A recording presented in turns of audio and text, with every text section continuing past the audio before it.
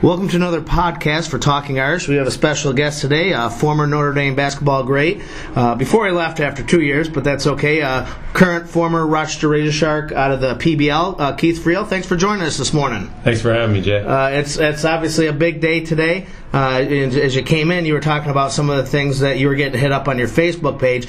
Obviously, being a former Notre Dame athlete yourself, it's a big day. You've been hearing from a lot of people? Yeah, this has been monstrous. It's, even though I left, I left the school in good standing. It was a choice, and that was just a coaching thing. I still have great love for the school, and of course, all the lifelong friends I made there. Now, do you still hold the record there? You had a record, I think, against Syracuse, if I'm not mistaken, of some sort. Yeah, no, Kyle McElharney broke that. Yeah. Okay, that's all right. Well, for a while though. Now, we've been talking, obviously, all year about the season. We knew that the team would be getting better. In your wildest dreams, did you think that we'd be playing for the national championship today? In my wildest, yeah. Are you kidding me? But just seems like a dream season. Every weekend, just finding a way to win. Just, everything's aligned. I mean, this is just. I think it's I'm so amped for tonight. It's ridiculous. For the record, you'll be watching the game, obviously. Yeah. Okay. Now, will you do anything special? I mean, do you have any rituals? Do you do anything, or is it just try to keep it normal? No, I'm just trying to keep it normal. I try not to blow it out of proportion because I don't want to get you're never too high, never too low. I mean, after you've been through so many heartbreaks, and then of course the seasons leading up to this, just to get here right now has just been a dream season, and to be where we're at right now, and then everybody in South Beach. Words are you can't describe growing up an Irish Catholic kid and just a huge Notre Dame fan. It's this is what you dream of. Well, with that being said, obviously, if the unthinkable happened and they lost this evening, finishing 12-1, and if we told you in August that we're going to be 12-1, you'd take that, I would think. How would you generally categorize the season if the unthinkable does happen tonight? You'll take that all day, but I'm not thinking that. We got to go. We got to run the table now. We've been proving everybody wrong all year, and there's no reason for tonight. Even we opened up huge underdogs and still over a touchdown dog. So granted, we're getting the line's coming down, but I don't think we're still getting the respect. Our defense, and rightly so. We got a redshirt freshman quarterback and a lot of inexperience in terms of that, and especially this kind of stage and spotlight. But like I said, we've been, the Irish have been proving people wrong all season. I don't see why tonight should be any different. Well, hopefully we will win, and that would be heading into next season, following up an undefeated season with a national championship. What's a follow-up going to be like? I think a lot of people thought next year would be, the year that we'd really make a run for something in the time frame. So maybe we're a year early, although I guess the third year, luck with coaches, this would be the year. But what kind of pressure or what kind of realistic expectations could happen for next year if we won the championship this year with so many guys coming back? We got the number one recruiting class coming in with the commit the other day, so granted, it's tough. True freshmen coming in, you're playing against grown men. So, but the thing is, they're stacking the talent level, and I don't know why people are so down on average. The talent level we have in the senior class right now is huge. And it's not like they had great recruiting classes under Charlie Weiss. Now it's just a matter of discipline and putting it all together. And I think this year is just a culmination of everything. We got some great young talent. You got best tight end in college football, and then of course Monteteo. So. Those are just highlight of a few, but it's been just a constant team effort and overcoming the odds. And I think this team's just a team of destiny. I don't see why tonight that should change. Okay, it's interesting. The access to players and coaches and just the program has changed over the years with Twitter and Facebook and just social media, the internet. I follow a lot of players on Twitter and Facebook, and it's just instant access. And they're young guys, and they're doing that a lot. It's interesting that you can gain perspective, at least your perspective of what they're doing, reading their tweets. You've played on big stages. Obviously, playing any sport at a school like Notre Dame is huge. What are these kids kind of going through?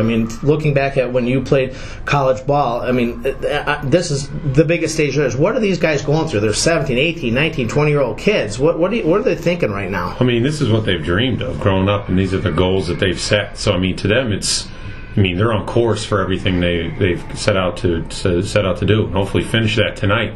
I mean, I don't think, especially the young guys, thought it's so surreal. You're kind of, just like when I was there and playing the Big East tournament and the NCAA tournament stuff. It's so surreal, and it goes by so fast that you're just.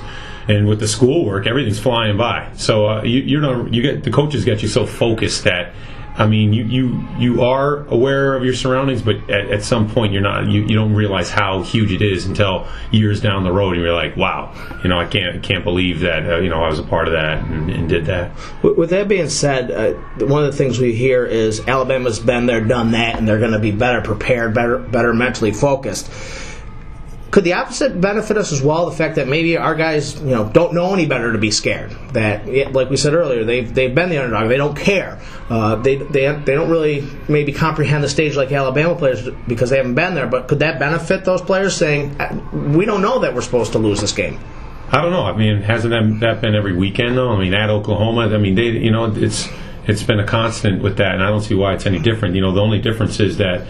You got guys like Nick Saban and the guys that have been there. So the only thing I'd say is the preparation coming up. This is the first for Brian Kelly and his staff too. So how hard do you go in pads? When do you go? When do you there's that fine line of keeping the guys with their instincts and on par physically, yet not just crushing them so that by the time we get to the game we got guys banged up and on the IR. So there's such a fine line in football, and it's going to be interesting to see. And obviously. I'm looking forward to it. This thing's been broken down, I mean, for 6 weeks, everything. What are some key things, or what are some X factors that really have to happen for the Irish tonight? Is there a key player or key component of the game that really, if it doesn't happen, we don't have a chance, or if it does happen, we're going to lose, or something along those lines? Turnovers. Okay. I mean, I think that's our biggest. We got to protect the football because, the way Alabama, and they're just smash mouth, run it at you.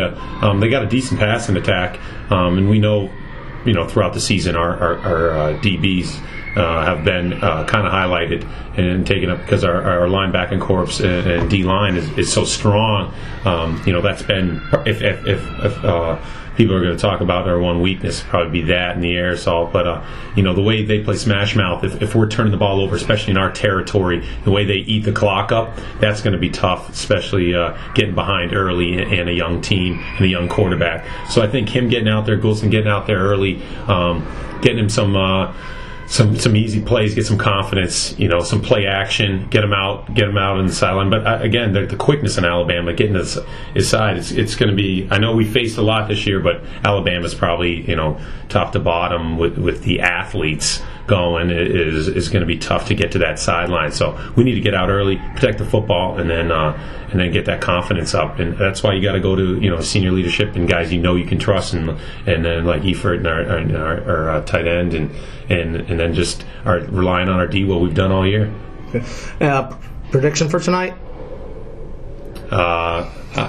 I like the Irish and a squeaker. I like us by a field goal. Okay, I'm hearing a lot of that. Even though the line's anywhere from 7 to 10, I'm still. Yeah, I know it's fluctuating. Last I saw it was 8.5.